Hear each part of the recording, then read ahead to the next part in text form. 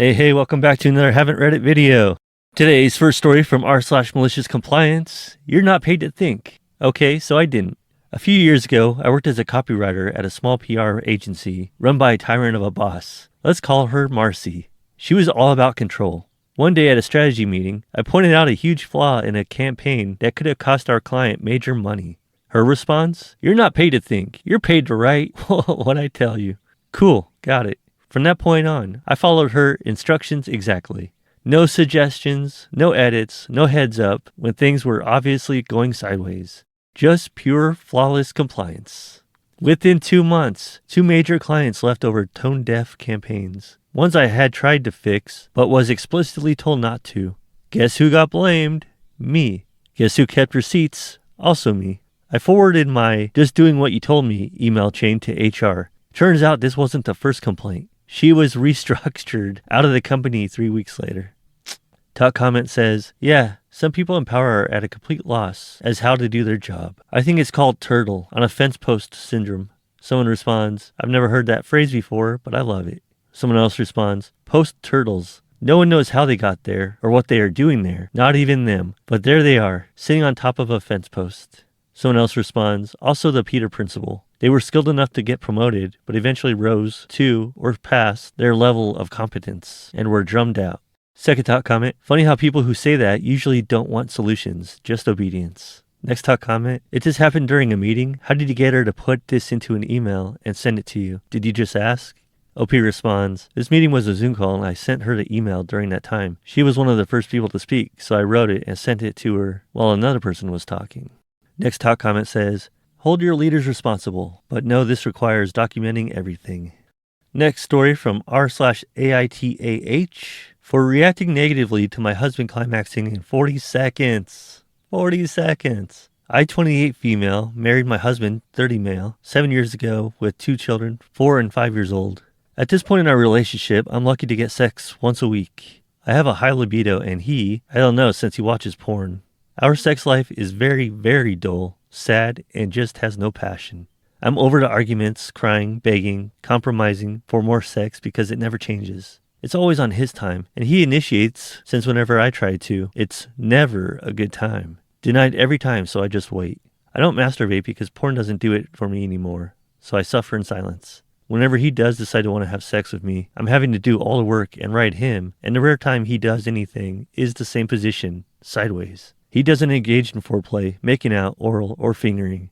I always give him oral whenever asked, or just to get him started. He goes in most times with little to no lubrication. He doesn't like lube because it feels different, and it makes him go soft, and hard to keep a hard on. So most all times, I have to grit my teeth and bear the discomfort of dry sex. Long story short, he came upstairs and did a good old sideways. He lasted 40-something seconds. I'm not surprised, but no matter how many times things like this, or him stopping in the middle of it, telling me to hurry up, or just getting tired, it never ceases to disappoint and piss me off and leave me unsatisfied. I had made a face and stayed laying on the bed while he got up to clean up, and he told me, be lucky I came, and I gave you dick, what are you complaining about?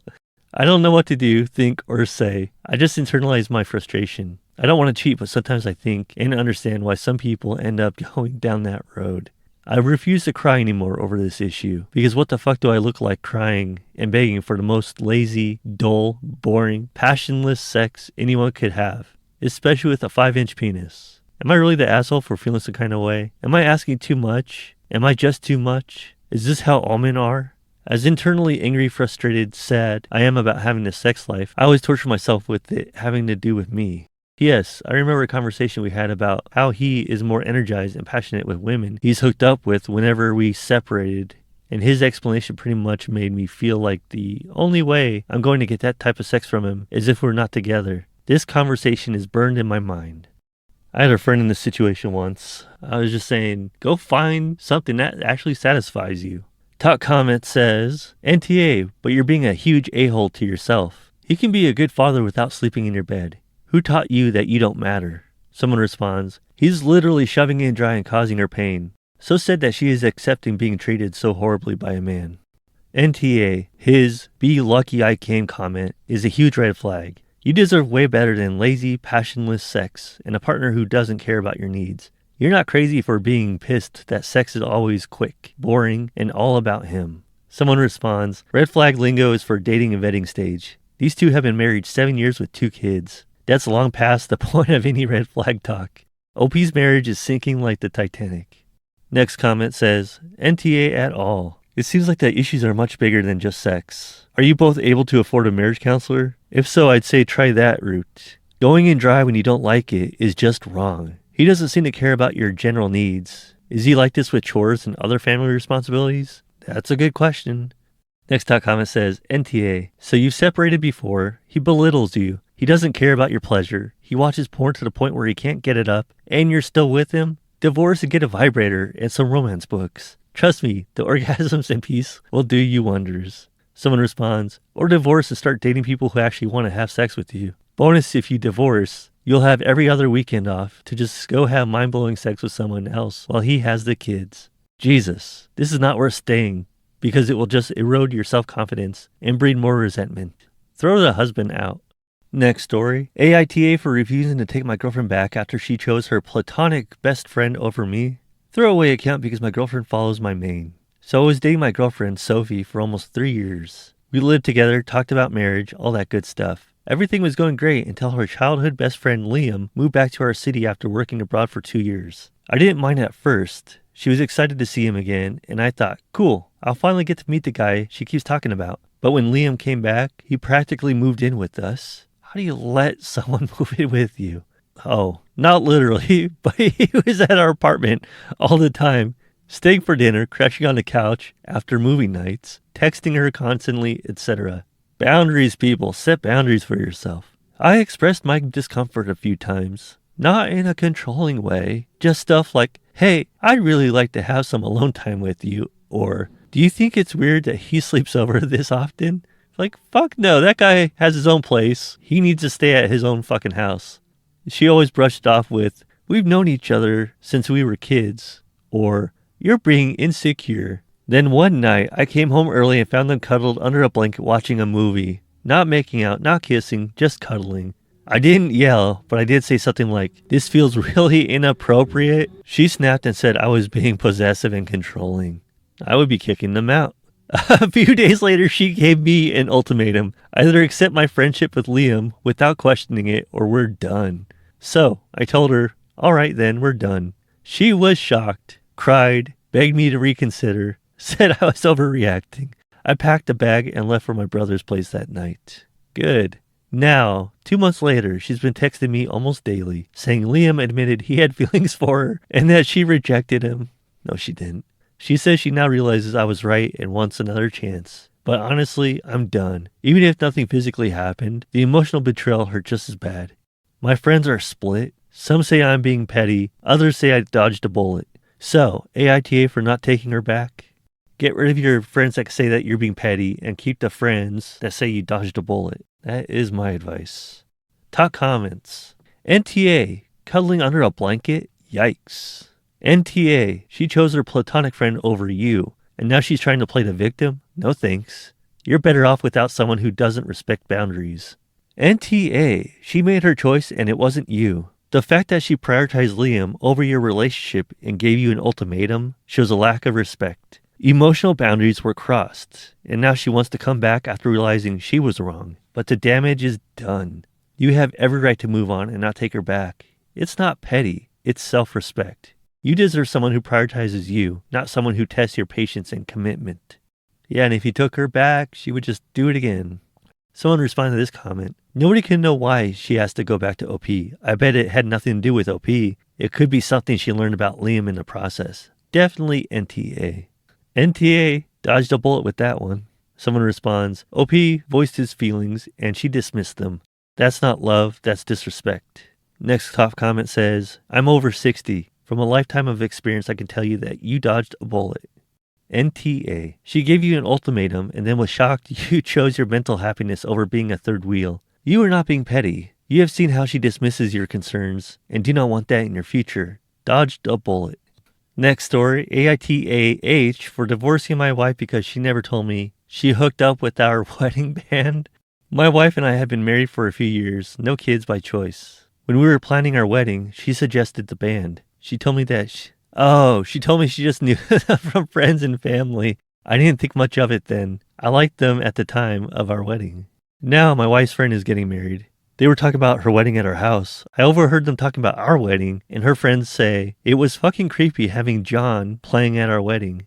After her friend left, I asked my wife what that was about. She tried to play it off as just girl talk, but I pressed her because that wasn't normal at all. I get her to confess that she had sex with John, the vocalist of the band. That was before we met, and it was during college. I was furious. I told her what the fuck is wrong with her? What the fuck got in her head to think that that was okay? And why the hell didn't she tell me? She tried to tell me that wasn't a big deal, but honestly, that pissed me off even more. I told her she doesn't get to decide what was a big deal to me. She then made me even more angry and told me that if I thought it was such a big deal, I should have asked. I said, what the fuck? No one is going to ask their spouse if they fucked the goddamn band that played at our wedding. Oh, man. I moved in with my brother, and I am seriously considering a divorce. Not just for the band, but because how she acted about the whole thing. Top comment says, NTA, she doesn't take you seriously, and she doesn't seem to respect you. Are you sure she's the one? OP says, she has never acted like this before. I really don't know why she's being so dismissive. Second top comment. She invited a literal blast from the past to serenade your marriage and act like you were weird for caring. It's not just the history, it's the secrecy and how casually she dismissed your hurt. That's the real flag. Next top comment says, NTA, the friend's reaction clearly shows you are correct for being salty. Someone responds, right? The wife's friend calling it creepy, but the wife still downplaying it to OP is really something. Next top comment says, if it was no big deal, she wouldn't have kept it from you. I'm sure you're mature enough to handle the fact that your wife had previous sexual partners. But to have the band play not only at your wedding and at a friend's, there's something she isn't telling you about John, and I don't think it'd do you good to find out. Someone responds, true, and she even downplayed it and blamed OP for not asking. That's messed up. This comment says, wait, what? If it was the vocalist and before you, then what's the deal? Bass player, I could understand. Last story today from r/anti-work. Father is a regional manager but hates the bare minimum because it does not benefit the company. I was talking to my dad yesterday. He's against unions and believes employees should always go above and beyond. During the conversation, he mentioned that he knows people who consistently put in extra effort but still receive the same pay raise as those who only meet the bare minimum. I told him that's exactly the problem. Companies label us as lazy just because we stick to our job descriptions. But why should we go above and beyond when it doesn't benefit us? Especially when those same companies are quick to outsource or hire outsiders for supervisory roles, positions we're just as qualified for. That's why we don't stay at companies long term. We eventually hit a pay ceiling and our extra effort goes unnoticed. We're not lazy. We've simply learned to play the same game that's played against us. That's the real reason there's tension between employees and employers. Top comment says, I really can't stand it. They see the company pay the same for above and beyond versus bare minimum. And somehow it's the bare minimum workers who are the problem. Freaking puritanical work ethic BS. Punish the people doing less rather than reward people who do more. OP responds, when I was talking to him, he also said, sometimes he promotes the one that does the bare minimum because if he promoted the one that works harder, then in his mind and the company's mind, they would lose productivity with promoting the productive one. Someone responds, that's the saddest type of sentence. How do they not hear it? Second top comment, as a regional manager, your dad is one of the oligarchy's capos. He mistakenly believes that he has the same interests as his bosses, but push come to shove, he is just as disposable as the rest of us. Pray he never has to find out the hard way. Someone responds, nicely said. Next top comment says, hard work is punished with more work. Incompetence is promoted. Your dad is the Peter principle. OP responds, that is why I just do my job description. While I sit around waiting for something to do, I take classes the company offers so I can get certifications. Certifications equal more money. More money equals me getting the hell out of a company that will not give me a raise. Next top comment, some places are good, but it's rare. OP responds, yeah, the company I work for is pretty good. It is at 3 days on and 6 days off. We get paid for the 2 days we are off since we are on call, but we never get called. The issue is we get paid less than others in my field, but I will take it because I have the freedom. The commenter responds, that certainly sounds like a good gig. That sounds amazing. Nothing is more valuable than your time and freedom.